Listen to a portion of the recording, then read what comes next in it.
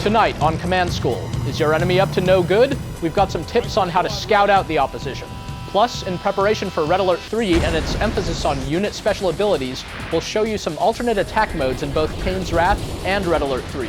And we'll pay a visit to the War Room for some real-life tactics you can use in-game. Pay attention, soldier. This is Command School. You're watching Command School. I'm Greg Kasavin. I know you've all registered for the Red Alert 3 beta, but since you might not have gotten in yet, I've got some great tips for Kane's Wrath that you can use when you get your hands on the beta. Unit micromanagement is key in Red Alert 3, and using special abilities and controlling your forces in Kane's Wrath can really give you the upper hand too. But first, what's the best way to defend your base from an overwhelming attack? Knowing that it's coming in the first place. For this, you need to scout. We'll show you the best ways to stay on top using scouting strategies in For Noobs Only. 10,000 credits worth of Scorpion tanks can easily be countered by 5,000 credits worth of rocket troops and hammerheads, and you won't even lose a single unit. The proper counter can really put you ahead of the game. So before you take those 30 seconds to build that refinery, drop a barracks instead. While the refinery is building, pump out some troops and use them to explore. This will give you a chance to see what your opponent is up to and find out where he may be trying to expand. Send a couple of riflemen to any TIB spikes on the map to hunt for lone engineers. This is a cheap, easy way to slow down your opponent's economy early on. Also, hide a couple of troops in uncommon spots near enemy lines. Troops near TIB fields will easily be spotted by wandering harvesters, so hide them out where your opponent isn't likely to send units. Once you've set up a forward observation post, feel free to send in a unit or two into your enemy's base to find out what he's got coming out of those factories. Now that you know what buildings and units he's cranking out, start making your counter units. For example, if you see 2 airfields and no barracks, you can safely assume he's going to be concentrating on air units, so build some anti-air. Attack bikes and pit bulls are cheap air counters, and don't forget about base defenses too. On the other hand, if you see 2 war factories and no airfields, better get those rocket troops ready. Scouting's not just an early game thing either. Send some fast vehicles behind enemy lines every once in a while. It's worth a few credits to know what's going on. For a more permanent scout, use something stealth, like a sniper team or stealth tank set to hold fire stance. So remember, if you don't know what your opponent is doing, you're going to be caught by surprise. So scout them out and build counters. And if you want to be even more efficient, use your counter's special abilities. Here are some cool alternate attack modes in Casual 1. In Red Alert 3, every single unit will have at least 2 distinct abilities, and the use of these abilities will be tantamount to your success. But most units in Command & Conquer 3 also have abilities that can really turn the tide of war. Let's take a look at some alternate attacks in both CNC 3 and Red Alert 3. In Kane's Wrath, the Zocom Shatterer is a great unit. Its sonic attack is extremely powerful by itself, but the Shatterer has an even more powerful activated ability. Kick it into overdrive and the Shatterer charges up its weapon to unleash a potent sonic blast. It'll become immobilized shortly after firing, but who cares if you can't move when all you're up against is a bunch of scrap metal. That's a good tie-in for the Wave Force Artillery, a new Empire of the Rising Sun unit in Red Alert 3. It's a heavy artillery vehicle with a gigantic charging laser. The Wave Force is a slow-moving, slow-firing unit, but its charged-up artillery blast will pretty much decimate anything it hits. You can fire the weapon prematurely using the Wave Force's special ability, but it'll only do a fraction of its fully charged damage. This can be a good way of finishing off any weaker forces that manage to escape the full blast attack. Back to the Tiberium universe, we've got the Nod Enlighten. They're simple machine gunners on their own, but when you use their secondary ability, they're an effective vehicle counter as well. When activated, the Enlightened unleash an EMP blast that powers down all vehicles and structures it hits. This is a great way to counter epic units. The Imperial Shinobi is another unit in Red Alert 3 with a very cool special ability. The Shinobi is sort of like the Japanese version of the Allied spy, in that he can infiltrate enemy structures and cause all sorts of bad things to happen to the enemy's base. However, unlike the Allied spy, the Shinobi can't disguise himself as an enemy unit, but instead he can attack with his throwing stars and trusty sword.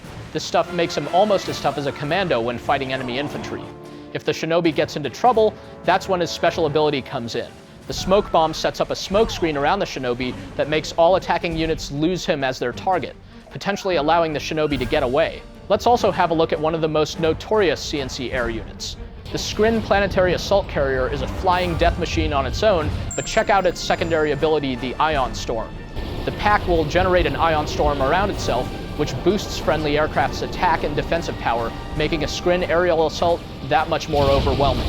We've got one more unit to check out this time around, the Red Alert 3 Allied Assault Destroyer. The Assault Destroyer is one of the Allies' most powerful units on the high seas, or on the ground for that matter since it's amphibious. It can blow most other ships out of the water, as well as rampage stationary units on land. Alternatively, switch on the Assault Destroyer's black hole armor to draw in any enemy fire in the area and boost the destroyer's armor. This protects any nearby units by sucking in enemy attacks close to the destroyer, deadly and defensive. So keep on practicing your micro skills and special abilities because you're going to need them. Now it's time to brush up on your map terrain with an in-depth look in Battleground Reconnaissance.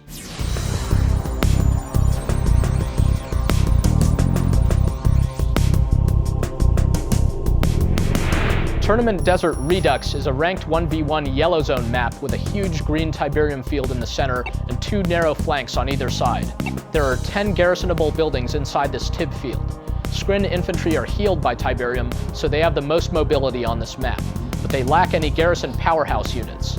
Nod and GDI, on the other hand, have the best infantry for garrisoning, but they'll be heavily damaged on their way in. If you're playing against Nod or GDI, expect a lot of tanks and aircraft mid-field with infantry flanks on either side.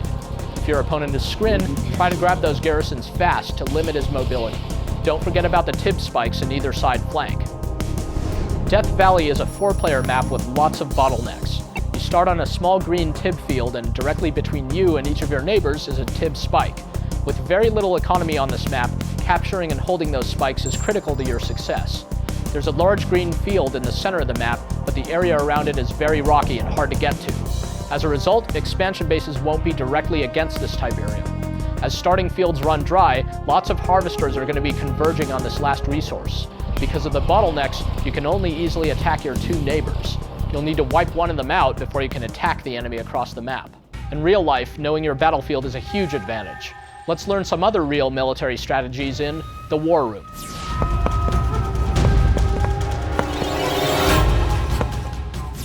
Military advisors constantly use tried-and-true strategies to their advantage, so why not use some of those same strategies in a video game that's all about combat? Let's take a look at some real-life military formations and how you can use these to your benefit in-game. First up, we've got Move to Assault. In the real world, the fastest way to move a large army is in a straight line. Tanks lined up single file, or maybe 2 in a row, and then infantry lined up a few soldiers deep on either side. In order to protect the vulnerable line, small mobile flanks travel on each side of the line and aircraft travel behind. In-game, this would mean protecting your main attack force of heavy, slow-moving tanks and infantry with mobile flanks composed of quick-moving units such as stealth tanks. These speedy units can take care of any scouts while the heavy tanks move into position. And here's one more for you. There are certain weapons in Command & Conquer that are going to deal splash damage to friendlies, such as the Vertigo Bomber's bombs. To prevent this, your airstrikes should come parallel to your line of troops, not from behind.